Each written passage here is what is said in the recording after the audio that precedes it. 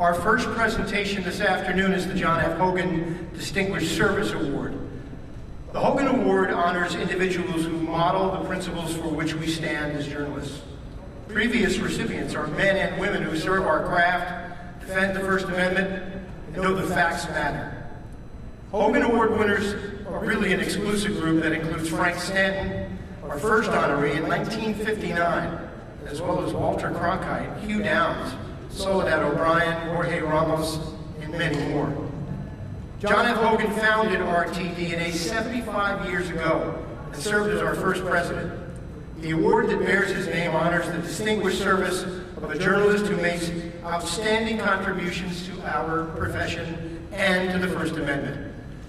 I'm honored to say that this year's winner is Minneapolis' own Boyd Hooper.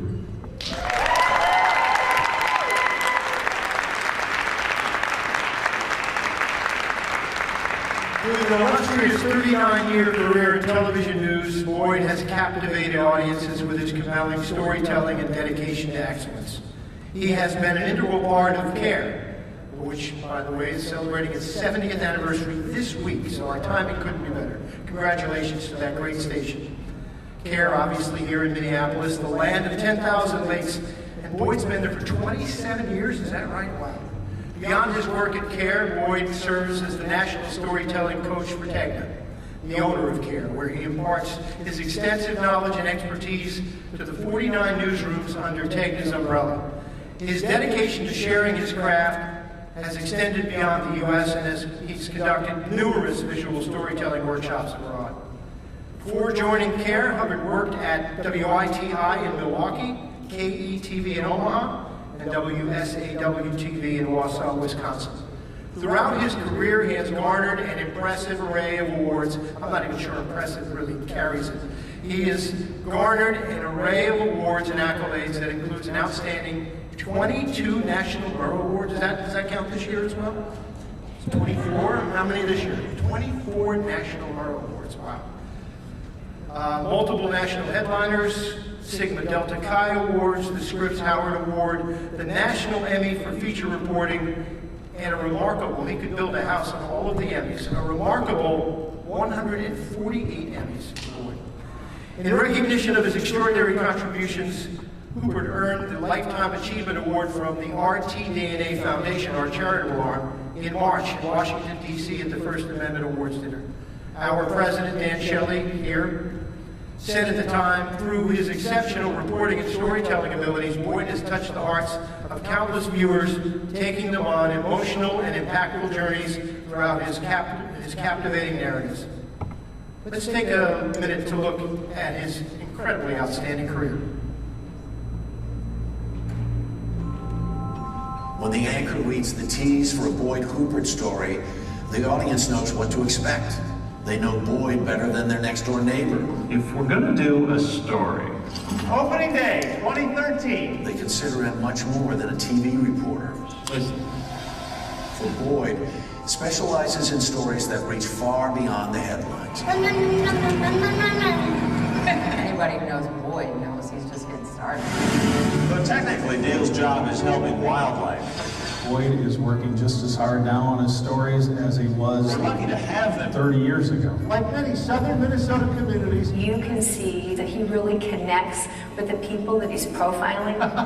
He's kind, he's intelligent, he really cares about all of his coworkers and wants them to do the best work that they can. He couldn't be any more like a humble person, any more of just a delight to be around. Always puts the focus on the people he's telling the story with or the photographer. One of the best things someone could call you as a photographer, as a storyteller. He used to say, hey, Gary, storyteller. Well, that's the ultimate. You know, to be called a storyteller, it doesn't get any better than that. It was here. Greg Thomas, Crumbly himself. It's the highlight of my career, Kate Dupre. Working with him, he brings so much energy, so much passion, so much respect. I spoiled her. That's what she always told me. He's a very talented, very thoughtful reporter, and he's always thinking about who these people are and what it means to them. What does that mean to you, a Boyd Hooper story? Could you define it? I'd like it to be something that touches people's hearts. that makes them feel good about living here, gives them appreciation for their neighbors. Some they've met and some they haven't yet, but I get the privilege of introducing them to another neighbor. I love him. Yeah, it's tough. I think it's part of balance. Put a washer on. There's good versus evil, and I think if we're going to cover the ills in our community, then we also have a responsibility to cover the good. Boyd is kind, he's a good guy, and he's friendly, but the guy has high expectations. I've never considered it to be terribly hard work. What my dad did on the dairy farm, that's hard work. He learned a hard day's work for a hard day's pay, and that's how he lives every single second of his life. His work ethic is bar none. Okay. Oh, I just want to go wide on this hill. Starting driving at 3 in the morning and driving back at 8 o'clock at night. I like to think of him as the ultimate farmer. He's spreading that message of great storytelling to journalists all over the country. The power of our language. And the fruits are shown for themselves, and that's the farm kit. And that's what they do. They produce from the ground up and make it plentiful for all. The number of people that he's helped over the years. Years ago, when I was starting out as a new producer, they played a Boyd Hubbard story, and it was at that moment that I thought, oh, I want to stay in local journalism. You can go to any city, any state, at this point any country, and find someone that was inspired by Boyd or that has learned from Boyd, even if it's just one story. Boyd got them through something that was hard in his career and made them keep going. He's so patient and he really focuses on trying to make other people better. He's such a great person and a great mentor. I would not be in this industry if it weren't for Boyd Hubbard. He's gonna feel like a whole new man. Oh yeah. God gave him the talent to be a good human and to make sure that others feel that ripple effect. The town dog who wandered into their lives. Boyd is really good at bringing out the best in people, the best in humanity. And that really changed my focus as a journalist.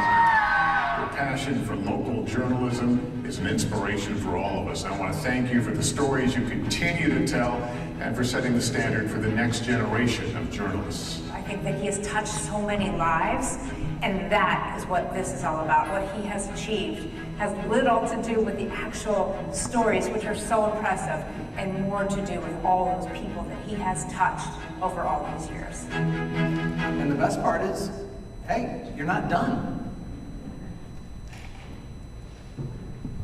It is my honor to present 2023 John Echols Distinguished Service Award to Boyd Hubbard.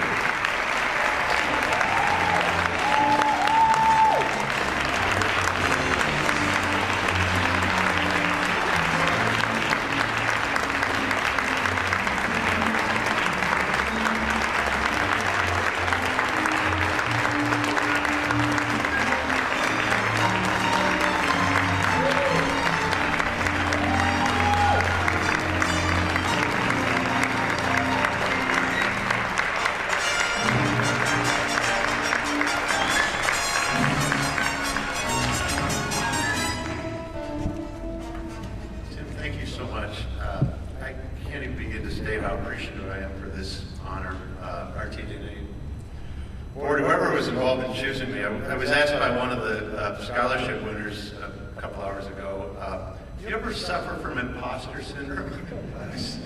Yeah, every day. Do you too? This is so special. Pierre, it's an honor to share the stage with you. Congratulations on receiving the Paul White Award. And for this to happen in my town, I think makes it even more special because my coworkers can be here. My coworkers at CARE and at TAGNA, I love you all. Thank you for being here. And Sherry, next June we will celebrate our 40th wedding anniversary.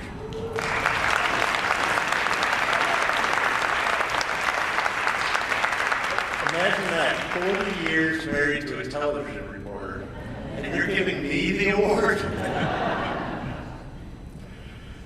I keep a picture on my desk at work, a picture of my dad. Andy Hooper was a dairy farmer.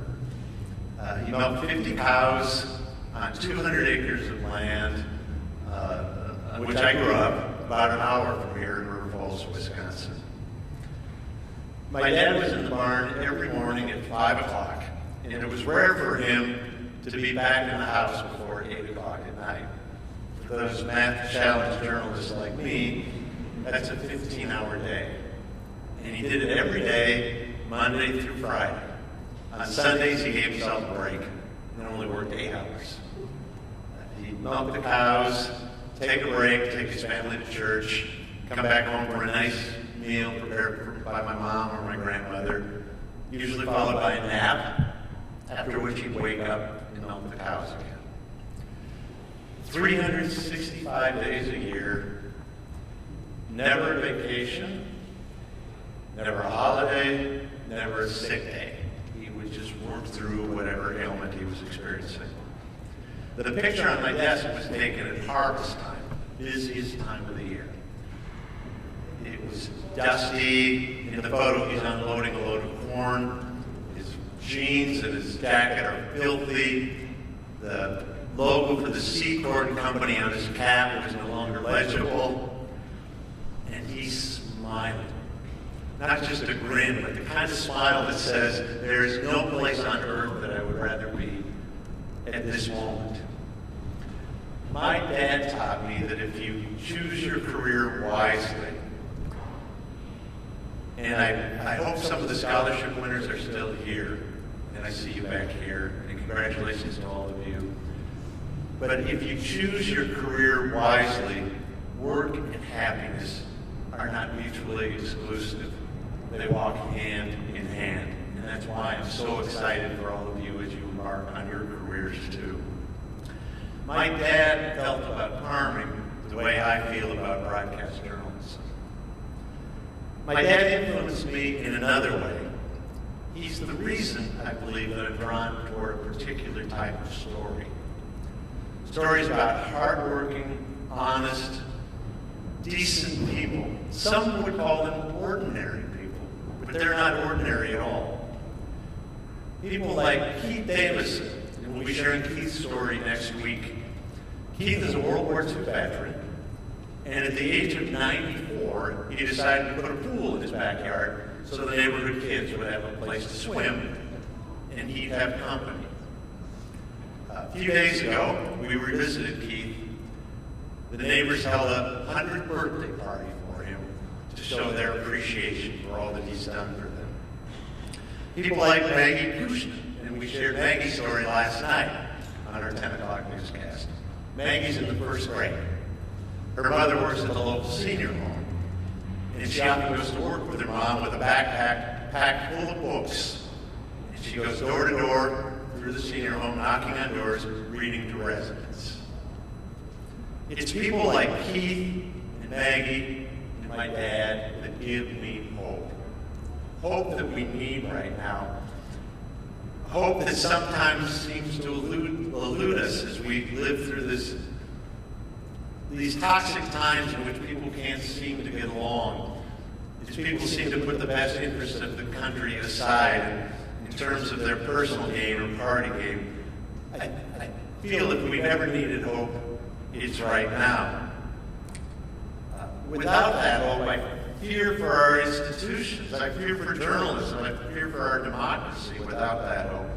And I feel as if as our country is being pulled apart, it's people like Keith and Maggie and my dad that still provide the strong threads that hold us together. It's the volunteers, and it's the community builders, and it's the people who are looking out for their neighbors, regardless of political parties. I pray that we continue to find a place in our newscasts for those kinds of people. If not, I just fear that we're contributing to the destruction. In dark times, we need light. And people like Keith and Maggie and my dad are the people that still provide that light. Some of you know that I've been battling cancer. I was diagnosed with multiple myeloma 2 years ago today. which makes tonight even more special. I hope that RTNDA isn't looking at this award as some sort of parting gift. Because I'm not done. And as long as there are stories out there about people like Keith and Maggie, I still have more work to do. And when I'm out there on the road, and it's been the occasional 15-hour day with a little bit of dust on my shoes from a gravel road and a smudge on my khaki pants from a fast food cheeseburger eaten in the car. And when I'm out there with a favorite photographer like Gary Knox or Gary Campus and Chad Nelson, who I don't think is here tonight, or Devin Krinke, when I'm out with a favorite photographer, you'll know. You'll always know that I'll be smiling. Thank you so much for this honor.